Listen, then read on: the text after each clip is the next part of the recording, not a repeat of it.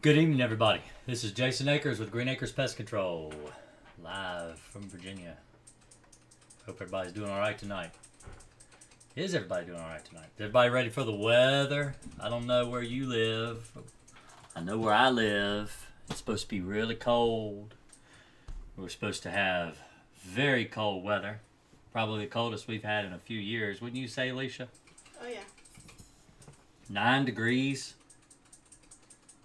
Wind chills of -15. You'd think it was winter. We're just not used to that here. I hate the winter. I like the sun and the warm.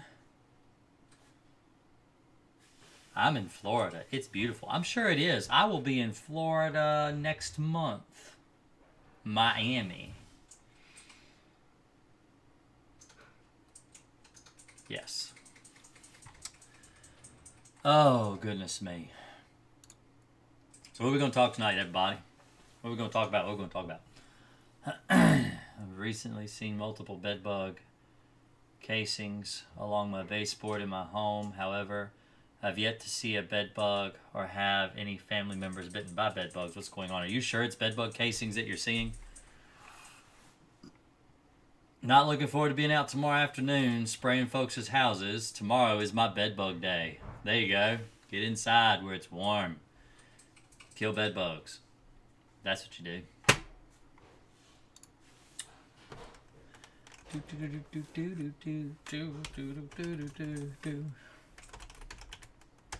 So, let's see. There we go. Trying to bring up everything. I'm still trying to kind of hook stuff up. Get things running here. I've been working on my computer. So, yesterday, I was playing on the PC, and the whole thing just decided to crap out on me.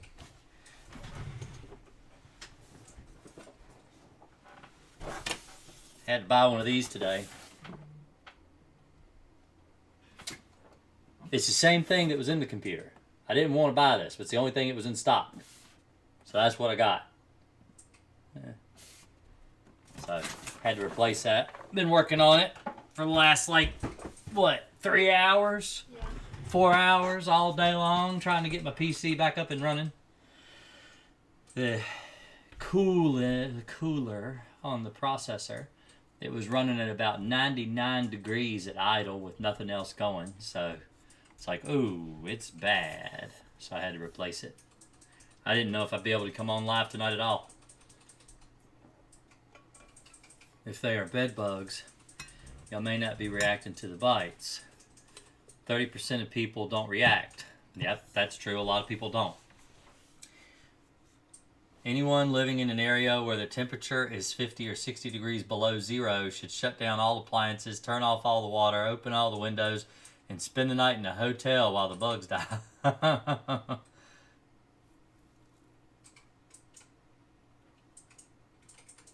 God of War. I used to play God of War. God of War is fun. MSI is crap. MSI is pure garbage. I hate MSI products. I have an MSI PC. Last year, when of course PCs were in shortage, the only computer I had to get a computer. I had to get a new computer. I needed one, so I bought a new computer because I've been in the market for a new computer now for like 2-3 years, and I decided it was finally time to bite the bullet and buy a new computer. So I bought an MSI. I wish I had never bought an MSI. I wish I had waited another 6 to 8 months, but I needed it right then. It's the only thing I could find, because it's like when you go to the store and the last piece of crap is on the shelf and everyone else has gotten all the good stuff and you're stuck with the piece of garbage that's left. And that's what I had to deal with last year. And so I bought this computer, hooked it up. It's worked really well, except for about the last 2 months. I did think it was the RAM going bad. I used Afterburner, but I wasn't thinking, and I was going by the GPU, and I was thinking it was the CPU, but it was a GPU. I'll show you what I've been doing. Let me show you some nerd stuff here. Let's show you what I've been doing. All right, so this is my statistics right now on my PC. All right, Right now, I have an Intel iCore 3.60 gigahertz. All right, it's running at 39 degrees Celsius. That's what it should be running with just streaming. All right, last night it was at 99 degrees. Okay, that is extremely hot. Anything over 100 will shut the computer down, completely shut it down. Starts to do damage to the processor and everything. So I don't know how long it was running hot, but it's like a car. When your car's running hot, you pull over on the side of the road and you wait till, somebody comes picks you up and you fix it. You don't run it that way. So anyway, I got the thing repaired today. It's the exact same cooler that was in it. Of course, it's MSI, so that's what was in it. Replaced it. Hopefully it'll last longer than a year. Normally a liquid cooler will last for 3 years at least. This one, the pump went bad. So anyway. No, thermal paste did not wear out. Thermal paste was still good. Still good. I got good thermal paste too. I've got a tube of it around here. I think it's up here, yeah. So this is a thermal paste I use. It's not bad. It's good thermal paste. But anyway, it wasn't working. Anyhow. I think it might have been knocked out on delivery the way it was wiggly like that. Yeah, it was wiggly. I think it came that way. Yeah, I mean, I could show you. I could pull it out and show you, but it was really wiggly, like it wasn't making good solid connection. Even though it was screwed tight to the motherboard and everything, it just wasn't making good connection. It just was not. It was broke. And like she said, she thinks it was, I had to mail order it, so it came in the mail. It's possible that it was kicked 3 or 4 times before it even got to the house, and the thing was just broken on delivery. But you've seen the videos of the UPS. Oh yeah, everybody sees those videos this time of year. Everybody's thinking they go get their packages delivered this time of year, and everything comes all dented up and busted up. I bought what was it? I think it was Home Depot. We bought our appliances through last year. We bought a new refrigerator and stuff, and shoot, it might as well be in a scratch and dent by the time the damn thing was installed in the house. Do drywood termites live in western North Carolina? I have no idea. We don't have drywood termites in Virginia. I don't deal with them. I don't know if they live in North Carolina or not. I could look it up.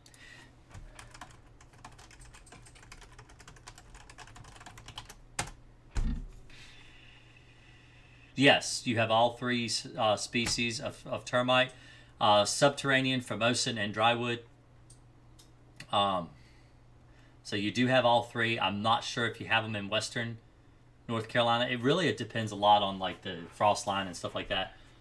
I use an air hose to blow the fan cooler spores. Yeah, I got a pretty cool blower here. I'll show it to you. This is my, see, and it charges. I've been using it. It also comes, see, you can just, I'll show you.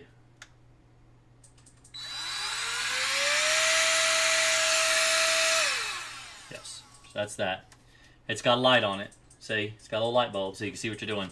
But it also, you can take this piece off and you put this one on. It's got a brush attachment. See? Really nice. It's really nice. Gets into the fins and stuff. It's great. I love it. It's fantastic. Better than compressed air and everything. And like I said, it just charges up. You don't have to worry about using those canned airs for like $5 a piece. Because you typically use an entire can of compressed air when you're cleaning your computer. And I try to clean my computer at least once every couple months or so. And then I sneeze for about 2 days straight. So, how many houses do you treat a day if you treat inside every home? I do 20 to 25 houses a day. No way I'd be able to do inside every home. I do about 30. Let's see. Let me look at my route. So, well, today I did 1. It was a mouse job. Since it was raining and everything, I only did 1 today. Let's see, scheduling. So, let's see. The first, I did 27. Inside and outside. Let's see, the second, I did only 7. Didn't do very many that day. The 5th, I did 15. The 6th, I did 17. The 7th, I did 17. The 8th, I did 16. The 9th, I did 16. The 12th I did 24. The 13th I did 23.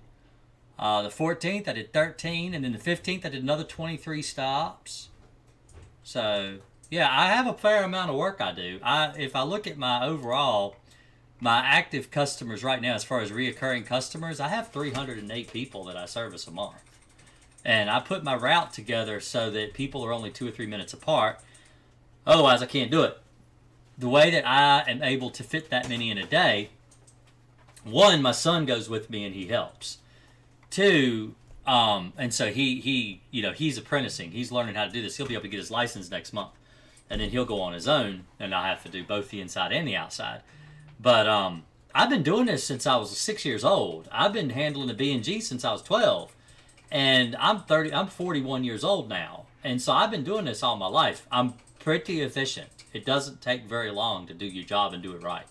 Part of the problem too is though making sure that you have the work. Like when we first started, you might not have been able to do 20 stops in a day because we might have had 27 stops scattered throughout the week.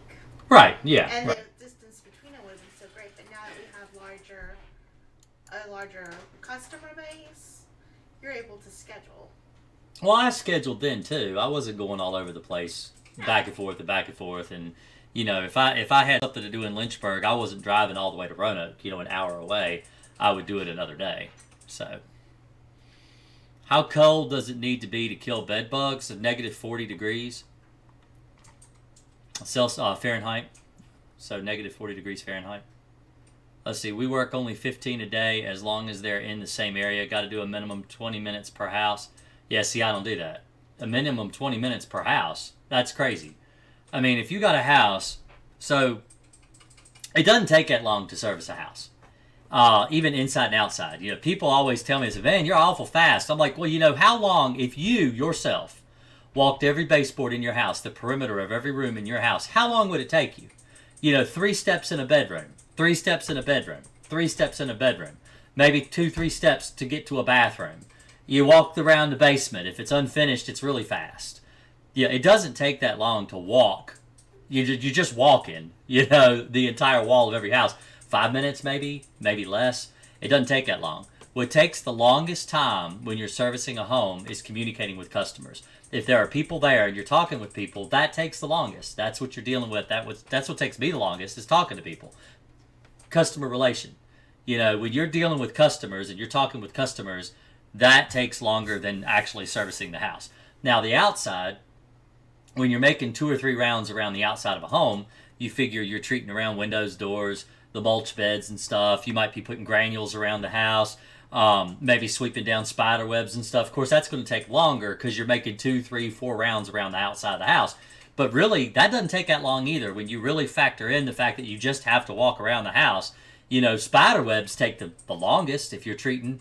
But the reason I use a B&G is because it's efficient. You pump it up, you put it on jet stream, you go around the house, you're done. It's easy. I don't do backpack sprayers. It's a waste of pesticide, waste of product. It's just gets a mess everywhere.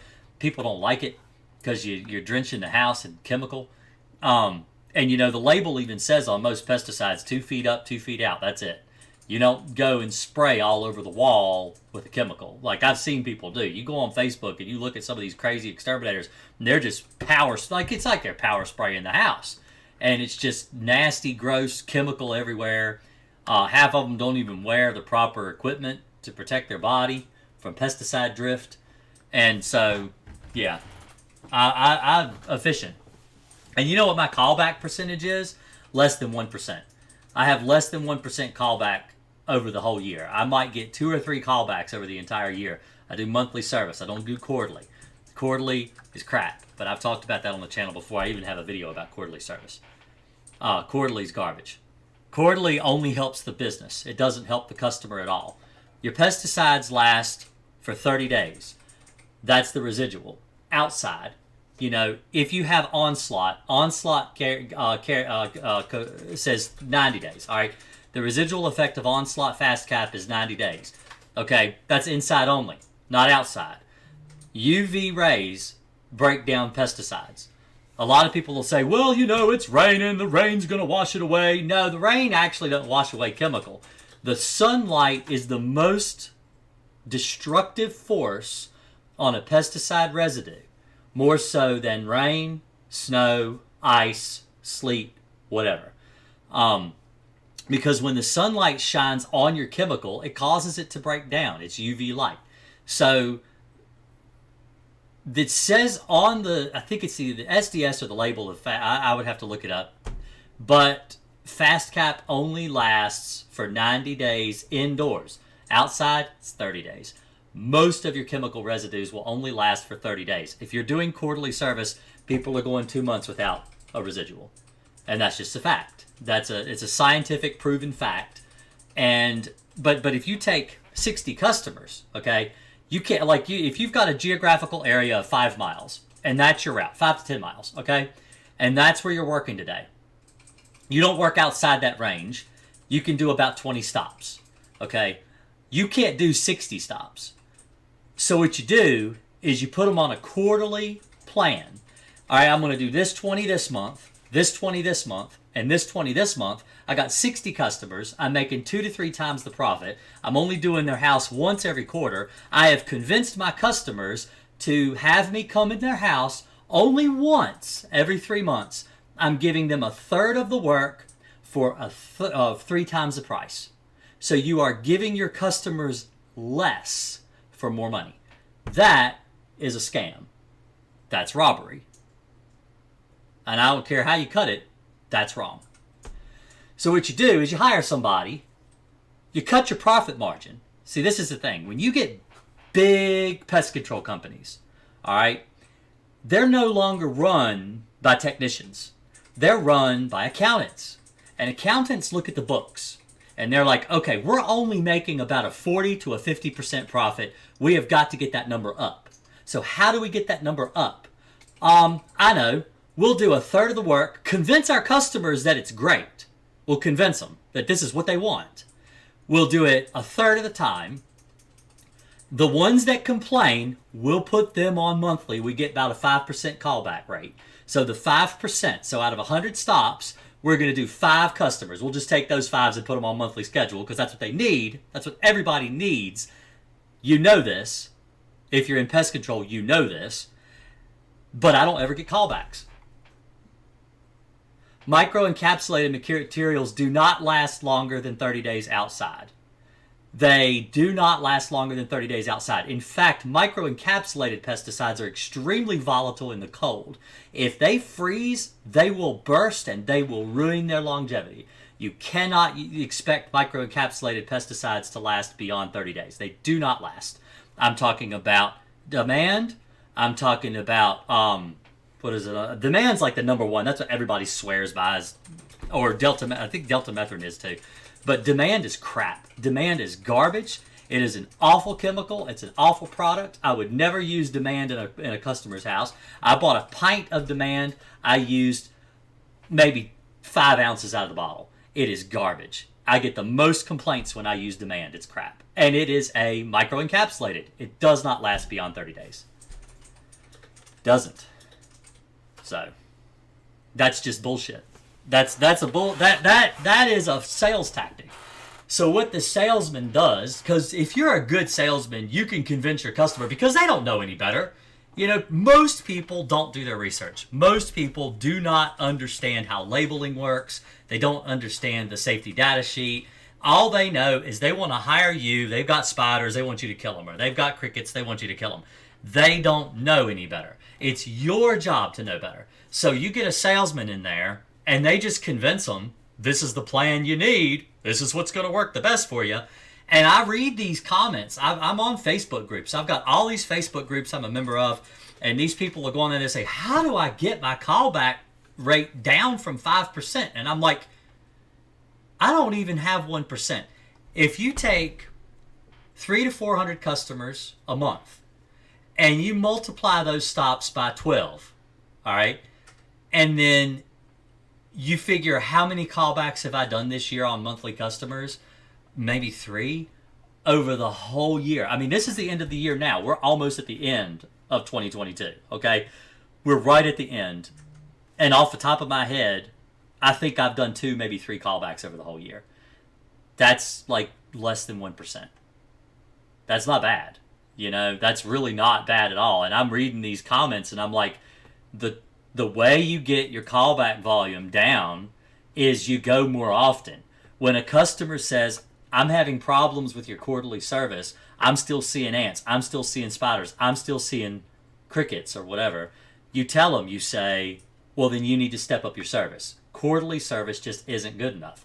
Let me get out here, start doing your house on a monthly service, and if it still is a problem, we'll tackle that then. But I'm pretty sure that's what you need, pretty sure that'll solve your problem, and every single time it always has.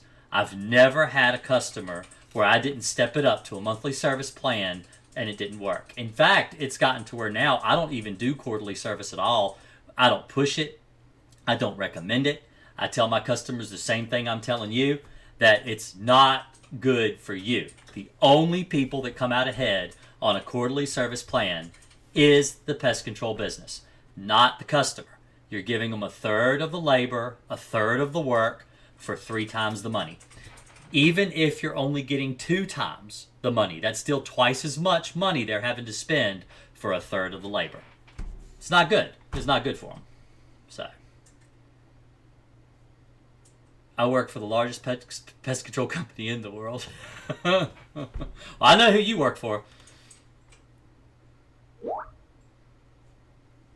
How effective is Alpine WSG against bedbugs? Alpine WSG is very effective against bedbugs, but I will admit it's got bedbugs have started to develop a resistance to it.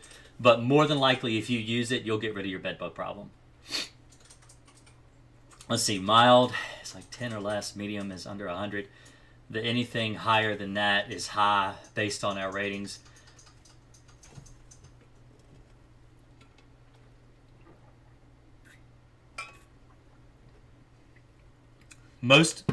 And that's another thing too. When you're doing people on a monthly basis. Now, if I do quarterly service, I spend more time on a quarterly job. It does take me more time. I'm using more product. I'm spending more time. You know, if you figure if you're webbing a house too, once a quarter, the spider webs are everywhere. You're having to do that. That's going to take you, maybe 2 to 3 times the amount of time to do the job. If you're doing monthly, I can do 3 monthly customers in the time it takes me to do one quarterly customer. So you figure you're doing 3 times the amount of work in the same amount of time. You're making the same thing, really, profit-wise, and you have happier customers. The whole point is, I like my customers to be happy. All right, so let's say you have 100 customers, and you're doing the 100 customers, or 60. Let's use 60. 60 is easy. You do 60 customers on a quarterly basis. One person is pissed off because you're not giving them the service they want. Okay, they don't want bugs. The whole reason they're paying you is because they don't want to see bugs. They don't want bugs. If they see bugs, all right, they're irritated with you, but they don't say anything because they're passive. All right, maybe they're not, maybe they're passive aggressive or passive people. They don't like to talk about their problem, so instead they fire you. All right, they don't complain. They just fire you and hire somebody else. They tell me, they call me and they say, look, this guy's, I have had bugs ever since I signed a contract with these people. I've had them out to my house for 3 years now. They can't fix my problem. I still have ants. I still have spiders, whatever. And they're not solving my problem. And then I ask them, I said, well, how often are they coming to your house? They said, well, they only come once every 3 months, and this is what they charge me. And I said, well, that's the problem. That's why you still have bugs. And I've even told people, I said, if you call them and say, look, I need more regular service. Can you just step me up to monthly? They still look at me and they say, look, they never suggested that. I've been a customer of theirs for 3 years. They still haven't suggested that I have them come out more often. I would rather just switch to you. You just do it. And they want to pay you. The thing is they don't care so much about the price if they're getting what they pay for. But if they're paying you to come out and they still have bugs everywhere, they're going to be irritated. And the thing is that even the people that aren't so much irritated and they're willing to spray like home defense or something between service calls, they're still doing your job for you. I have heard people have told me, they said, well, I had said so-and-so out here, they work for this company, and they said if I have a problem between visits, that I'm more than welcome to spray some home defense or something around the house. That's stupid. What you're telling the customer to do your job. Just do your job. You do your job so they don't have to do it. That's all I'm saying. Do your job so the customer doesn't have to, because they're paying you to do your job. But yeah, quarterly is a big thing. I remember when quarterly wasn't a thing. All right, Orkin, Terminex, Dotson, all these big pest control companies, okay? They were doing monthly pest control. This was when I was a kid. They were all doing monthly pest control. When they started pushing quarterly service, I could not, for the life of me, wrap my head around why they were pushing quarterly on people. Because even back then, the pesticides aren't as good as they are now. I mean, the pesticides now are leaps and bounds over the 80s and the 90s, okay? I could not figure out why these companies were pushing quarterly service, because I knew what the options were. I knew what the pesticides were, and there was nothing on the market that would be able to last at least outside for 90 days. There was nothing. So you know the customers are going to have bugs between visits. They're going to have bugs. So what you do is you look at it from a business owner standpoint, like I am now. So now I own my company and I have to hire help. All right. If you have to pay for 3 people to do the amount of work one person can do on a quarterly basis, well, you could just have one person do quarterly work. You got 60 people. You got 21 day. Well, next month we do 20 that day. And the next month we do 20 that day. And then the 4th month, you start over at the 1st month. And you start over again. So you got one person doing 60 stops all on the same service day. That's more feasible. Okay? That is more economical for the business.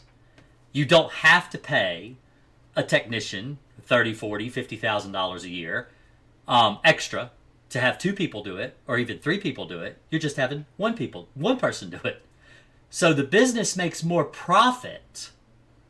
So the profit margin increases, but the service comes down. The service you offer is coming down. So you've got, what is it, Alicia? There's 3 different things you can offer people in a business. There's customer service. Huh? Quality. Customer service or value. Yeah, value, customer service, and quality. You sometimes can give two of those, but you typically can't give all 3. So if you're going to give people customer service and you're going to give people quality service, the customer's going to pay more for that, but they're getting a lot more for their money because they're getting good quality service at, the most affordable price you could charge them as an exterminator, as a business. But still, they're probably paying more than what they would pay to have, Walmart exterminator over here come out and do your job. But then what are you getting? You get what you pay for. That's the whole point is that if you have to get value, you want cheap service. You want to spend next to nothing for your pest control guy. You're not going to get good service because the products go down, the service goes down, because the people that the business hire, that goes down because they're not as reliable, because you can't afford to pay for good help because you're charging for cheap help. So, how do you kill biting mites? Like that. No, you spray for them. There's miticides out there you can spray for them. You cannot do German cockroaches without monthly pest control. You cannot do it without monthly pest control. It is not possible to get rid of German cockroaches without a monthly pest control. But yeah, it's the corporate entity that pushes quarterly service. It's the large companies, because you got to realize these people are doing thousands of more jobs a month than you are as a small business. I mean, they're doing tens of thousands because they've got all these people working for them. They span multiple states. So if they're having to pay for 3 times the amount of employees just to be able to do monthly service every month, they're not going to do that. They will push quarterly service. And a lot of these bigger companies will not even do monthly service at all unless it's a special occurrence. They still push quarterly on everybody. How well do insects like crossfire work when... I'm not sure what that question is. Let's see. How well do insecticides like crossfire work when spraying the baseboards on shag? When the baseboard... I'm not sure what that question is. People are texting me. You can text this number up here. Right here. Or right here. That number. You can text that number. I'll answer those questions too.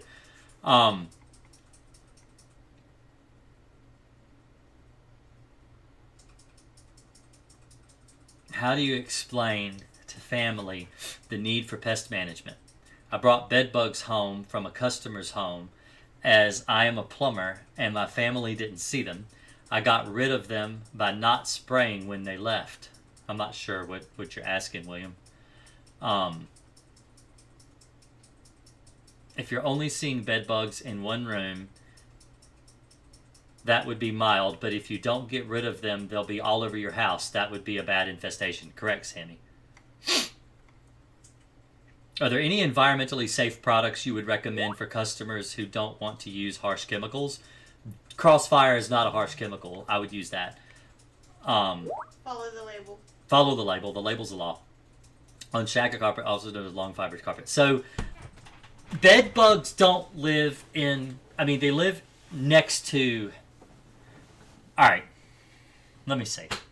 I'll show you using my little birthday card. I had my kids wrote me a birthday card. So, this is my birthday card. See? It's hearts. It's pretty. So, your carpet... You have your floor, okay, like this. And your wall right here. Your carpet goes up against the baseboard right here, okay? You treat this area right in here where the wall meets the floor. You don't treat the floor, okay? Now, if your bed is laying on the floor and you do not have it on a bed frame, it doesn't matter if it is a shag carpet, it doesn't matter if it is a piled carpet, it doesn't matter what thickness the carpet is. With Berber carpet, it does not matter. You need to treat the edge of the carpet where the bed touches the floor. You need to flip the box spring up, put it up against the wall, and treat the floor underneath where the box spring sits on the floor, underneath the box spring where it sits directly on the floor. You need to treat that area as if it was a platform bed, because technically that's what it is. The floor is the bed frame.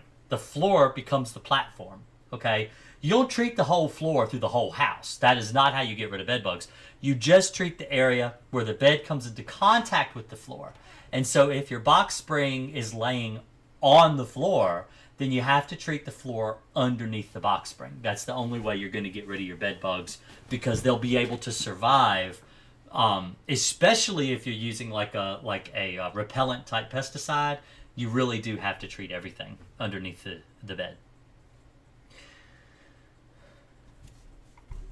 We have been trying to kill mites for 8 years. Mites are something you have to kill all the time. Mites come from outside. It's something that is a preventative pest control plan you have to treat every month. It's not something you'll just get rid of because the mites come in from outside. There's nothing you can do that will control the mite problem unless you do regular pest control. Because the mites come in from outside, you have to. You will not get rid of them. You cannot get rid of them completely 100%. They will come back. So what you have to do is you have to treat every month, once a month, for preventative, especially granules and stuff around the outside in the yard. You may want to think about doing a yard treatment for things like ticks and fleas and stuff. That will help with mites as well. It's something that you have to be very proactive, especially if you have things like chickens, ducks, geese, birds specifically. They are way worse. If you live in the city where you have problems with pigeons, you need to treat around your windows and stuff every month, once a month. You have to do it. Otherwise, you will not be able to keep the mites out of your home. It's not something you can just do and then be done with it. All of my customers I do for mites, they need regular service. Even if they get me once a month, once a year, I still have to treat them every year, once a year. It's like a regular clockwork thing I have to get in the house. Especially things like, clover mites, spider mites. They're constantly trying to get in the house. They come from outside. They lay their eggs outside. The eggs hatch, the mites come in the house. That's just the way it is. It's a regular thing you have to treat for.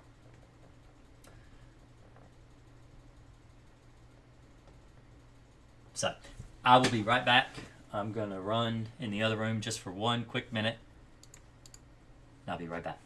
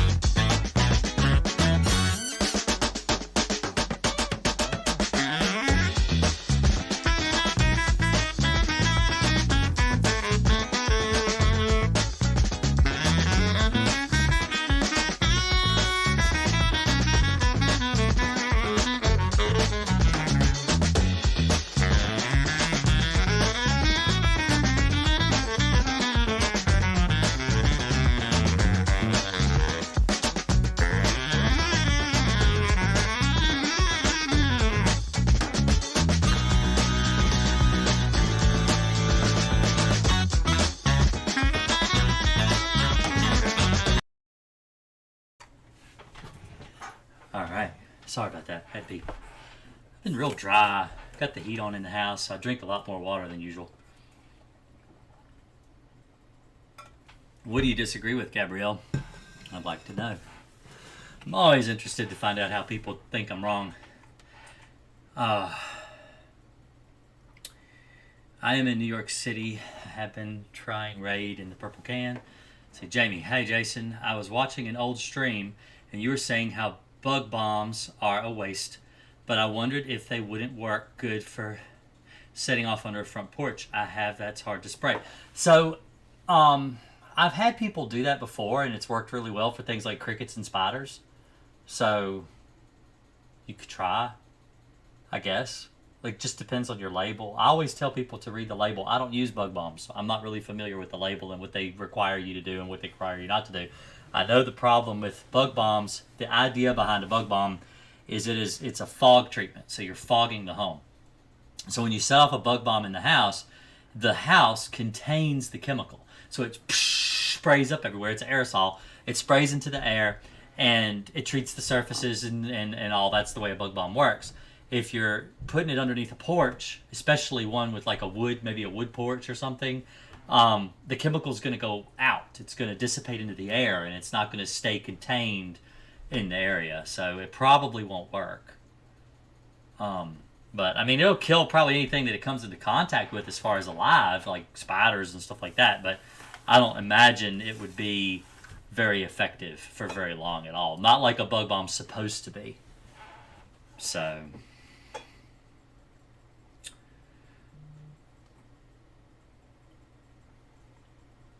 So those that haven't yet, you should subscribe to the channel. Like the video if you like it. Thumbs it down if you don't. Either way. I want people to be honest. If you don't like it, don't like it. But also, you can join the channel if you want. All of my videos I put up, you'll get access to them immediately, where I typically put them up for about a week. I wait a week before they go live.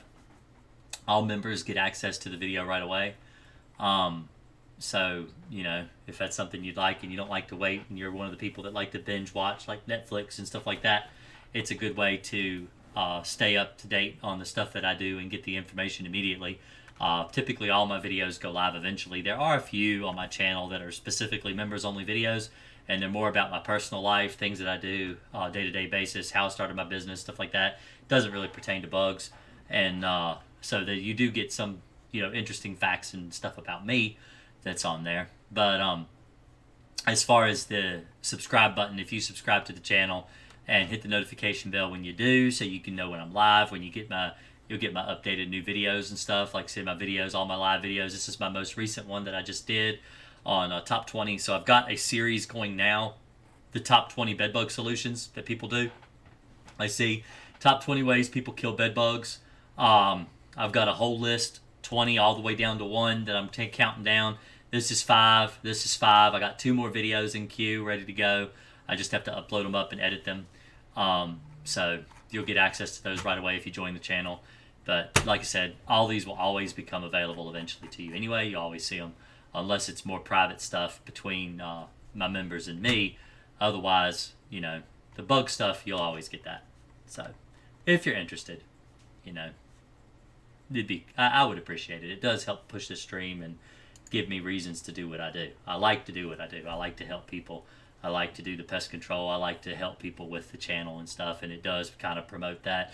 That's how I can validate going out today and buying an overpriced water cooler for my computer so I can get on here live tonight and talk to you, So all that stuff goes back into the community. I try my best to put it back into the community and help you. Wood applying, I'm not sure what that is. Hold on, let me look this up. Let's look this up together.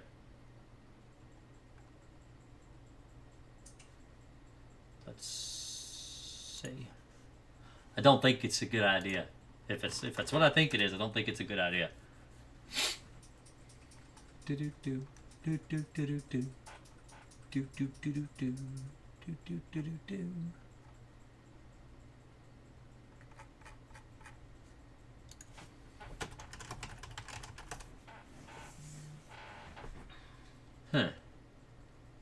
No, no, don't do that.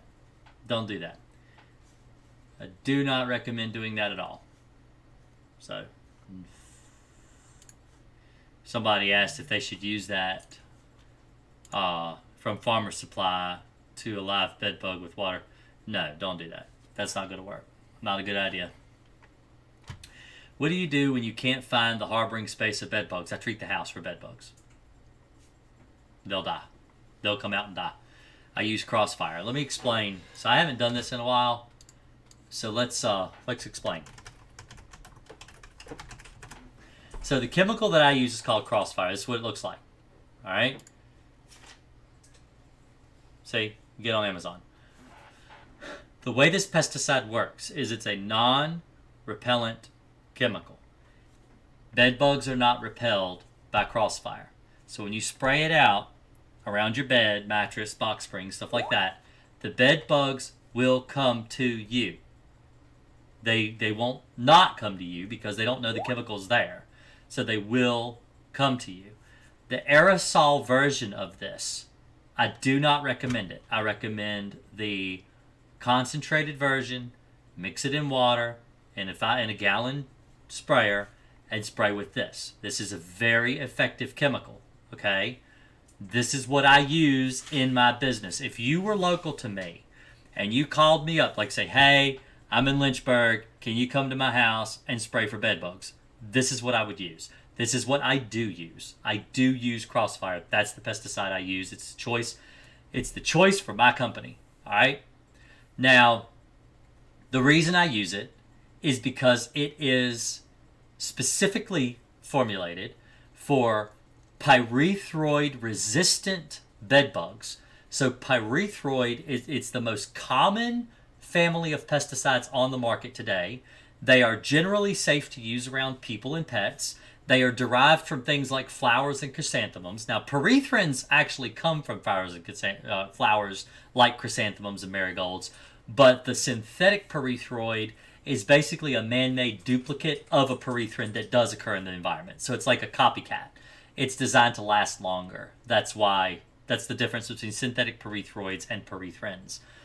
This is designed to actually combat the pyrethroid-resistant bedbug strains that are everywhere. That's why I use it. It is, like I said, it is a non-repellent pesticide. If you cannot find a harborage spot, like a fold or a nook or a cranny or wherever the bedbug is hiding, you can't find it.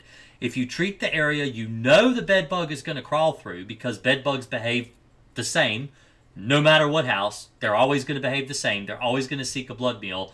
If you treat the area between you and them, they will die.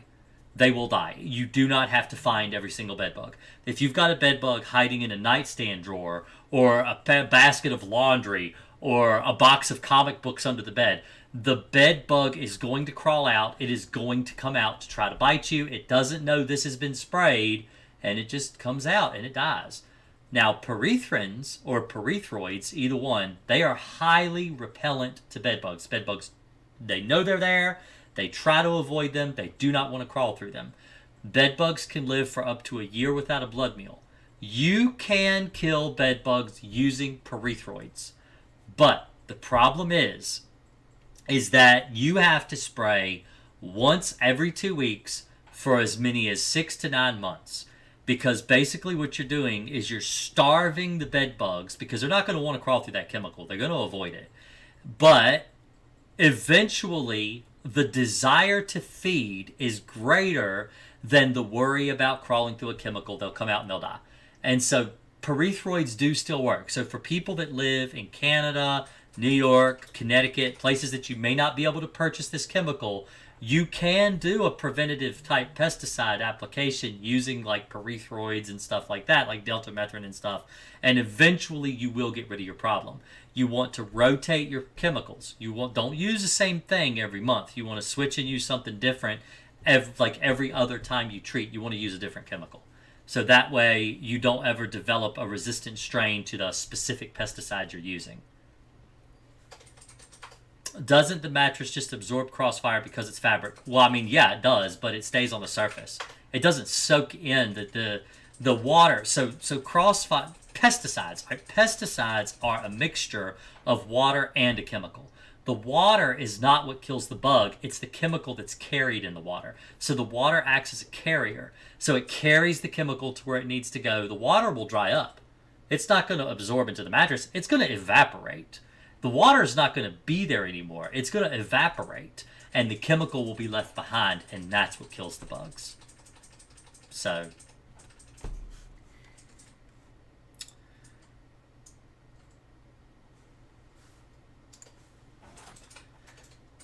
I trapped a rat in my attic. Can rats survive on insulation? I've heard someone said they can. No, they cannot survive on insulation. Insulation is made of fiberglass. Fiberglass is not food to rats. I doubt you sealed it in. They'll chew a hole to get out. In fact, it takes a rat less than 30 minutes to chew through a piece of sheetrock. They can chew through sheetrock. They can chew through concrete.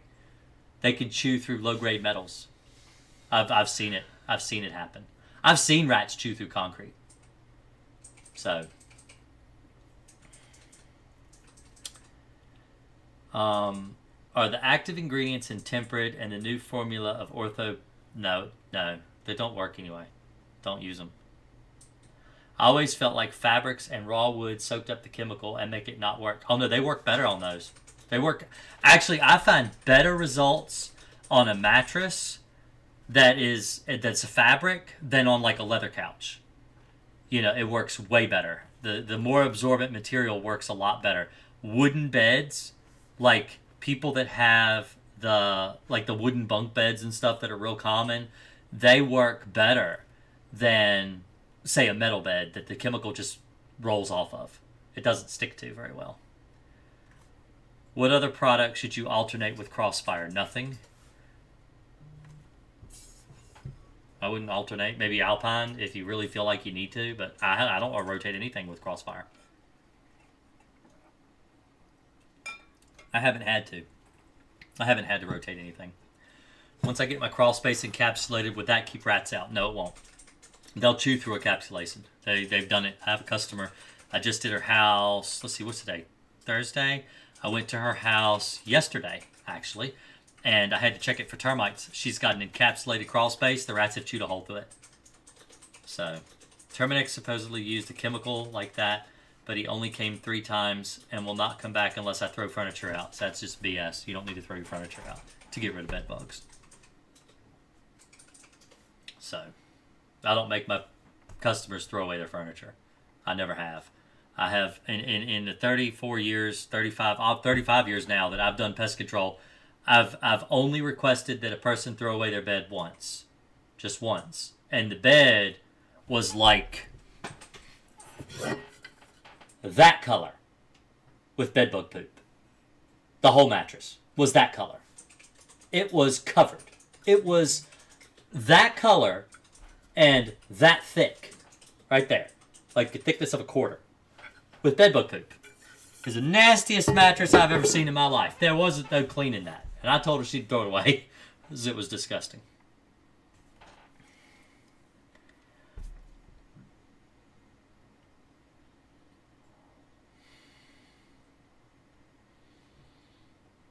How do people keep rats out if they chew through it all? You kill them. You just kill them. You bait for them. You kill them. If you kill them, they'll die. They'll die. And then they don't come back in. If a dead rat can't get in or out, they die. So, rats have been out of control here. The city here doesn't do a whole lot for the rat control. And the rats are breeding out of control. And now the EPA is wanting to turn all rodenticide into restricted use. So what does this do for you? All right, let's say you've got a mouse problem and you need to get rid of your mouse problem. You can't afford an exterminator. So what do? You go to Walmart. You buy some rat poison. Buy a decon or something, little trays of rat poison. You put it out and you kill your rat. You may kill the rat. Probably won't, but it might. Decon does work sometimes.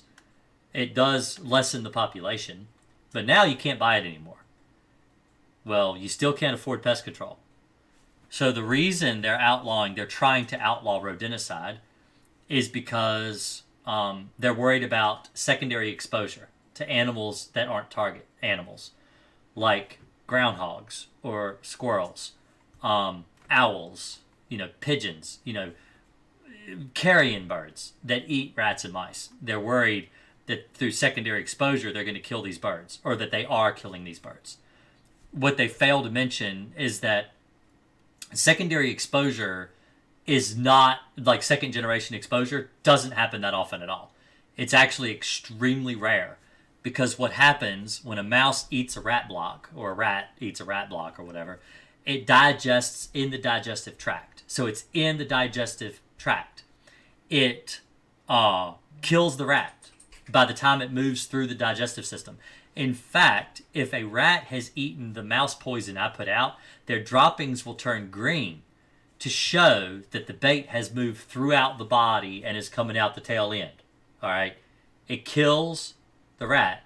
By the time the rat is eaten by another animal, if at all, there's not enough poison in the rat or the mouse to kill the animal that eats it. There's not enough. It doesn't happen. It's like less than 1% that it's even going to happen at all. But if you take rat poison away from the general population, I'll tell you what they're going to do. So I used to have a customer from Libya. He moved here from Libya. He's a migrant. He moved here. He migrated here. He got his citizenship and everything, opened up a restaurant in Roanoke. Okay, so he lived in Roanoke. He's from Libya. When he lived in Libya, he said the way that he would kill rats is he took half a pound of butter and half a pound of concrete and mixed it together. And he made these little balls, and he called them butter balls. But what it was butter laced with concrete. And he would put them out for rats. The rats would eat the butter. The concrete would solidify inside the rat's body, and it would kill the rat. It worked. It absolutely worked. He said the smell was horrible because he had all these dead animals around. And he said sometimes a dog would eat it and the dog would die. Sometimes a cat would eat it, cat would die. But the problem is that he got rid of his rat. I mean, he solved his problem. He killed his rats. Okay, that's what he was talking about. I said, what's going to happen when people can't get rat poison is they're going to revert to these old methods to getting rid of rats. And you're going to find that more animals are going to die from non-target problems, like butterballs are going to kill dogs. It's going to kill cats. It's going to kill raccoons. It's going to kill squirrels. It's going to kill lots of things that will eat it because it's butter. It's animal fat. Lots of animals will eat that and die that aren't rats. It's better to use rat poison. It's safer. Ultimately, it is safer. But who am I? I'm just an exterminator in Bedford, Virginia. Thank you, Foxy Potato, for the $2. I appreciate it. Nobody has to donate to me. You don't have to. Don't worry about doing that. You don't have to do that. I'm just here to have fun. How do you paint with pesticide? You use a paintbrush. Mattress enclosures and pillowcase enclosures. I'm not sure what you're saying, Larry. I don't recommend mattress or pillowcase enclosures. Remove those enclosures before you apply the crossfire and don't put them back on. Don't use mattress encasements. Mattress encasements are garbage. They're just they're a false sense of security. They don't work. Yes, Sammy. Leave the enclosures off. I'm the goat, man. No, not me. Not me. Alicia, Yeah. What is a goat? Greatest of all time. But they say goat. They say I'm the goat mister. Does that make me a Billy Goat? My dad's name is Billy. But my name's not Billy. So I'm not a Billy Goat, am I? Would that make me a ram? I'm like a Dodge. Like that old Dodge song. I've seen that Dodge song.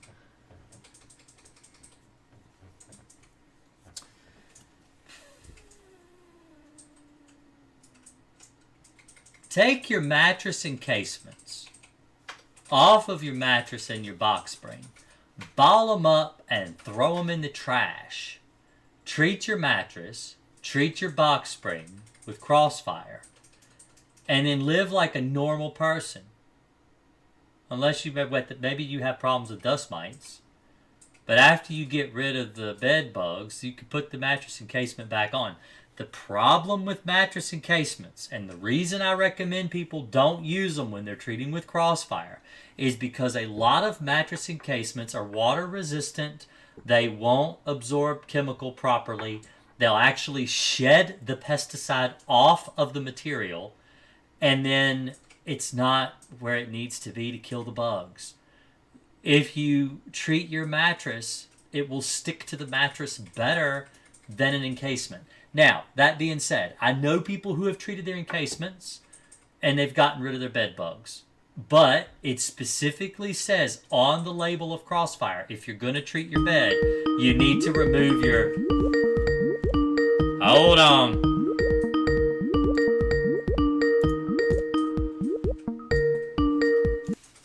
Hello, this is Jason with Akers Pest Control. How are you tonight? Can you hear me? Maybe not. Let's see. Maybe not.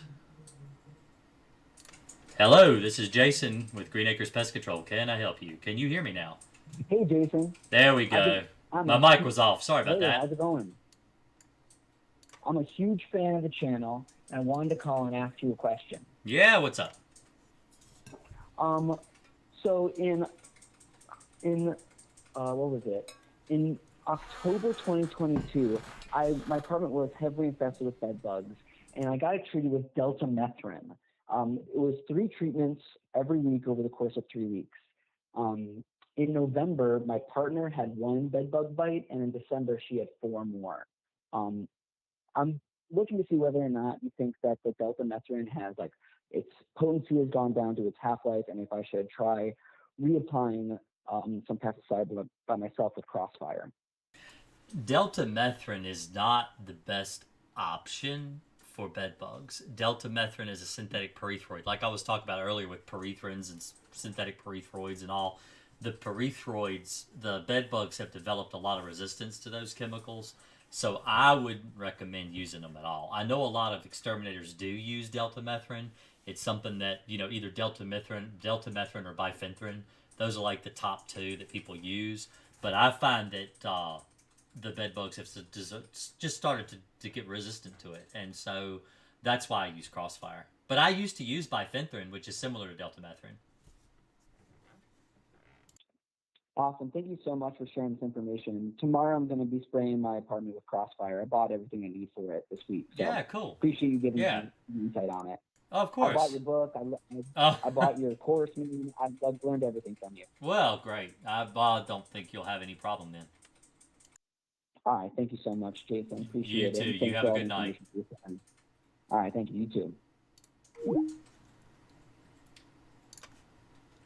That was crazy. I had two Skypes running at the same time. I don't know why it was like that. But it was really ringing and making a bunch of racket. So sorry for anybody I blared your ears out.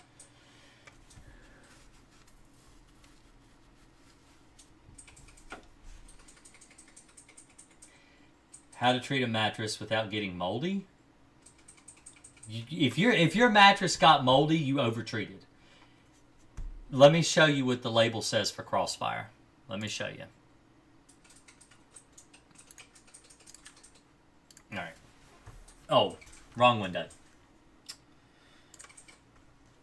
Let me explain to you what this means. All right. Let's pull this label. Let's have a lesson. Okay?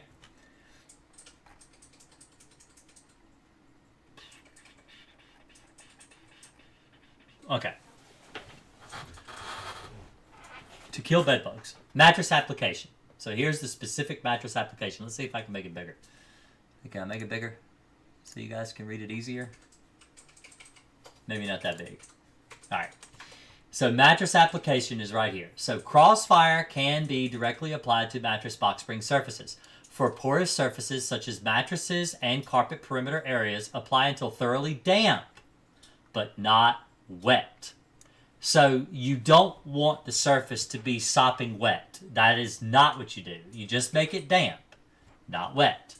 When it dries, you won't have mold. I have never caused a mattress to get moldy from treating with Crossfire.